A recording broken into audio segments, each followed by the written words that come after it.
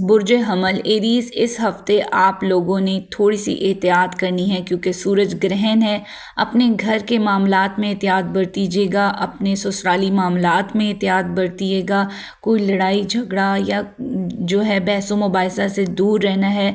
अलबत्ता ये हफ़्ता जॉब करने वाले नौकरी पेशा लोगों के लिए या करियर के लिए, चाहे आप बिज़नेस करते हैं तो बहुत अच्छा हफ़्ता है। आप में नई डील्स बन सकती हैं और जॉब के लिए अगर आपने अप्लाई किया था तो आपको अच्छा रिस्पॉन्स मिल सकता है। बेरोज़गार अफराद को जॉब मिल सकती है। इसके अलावा इस हफ्ते आपकी जो मामलात हैं जो रुके हुए थे वो ज़रूर चल पड़ेंगे।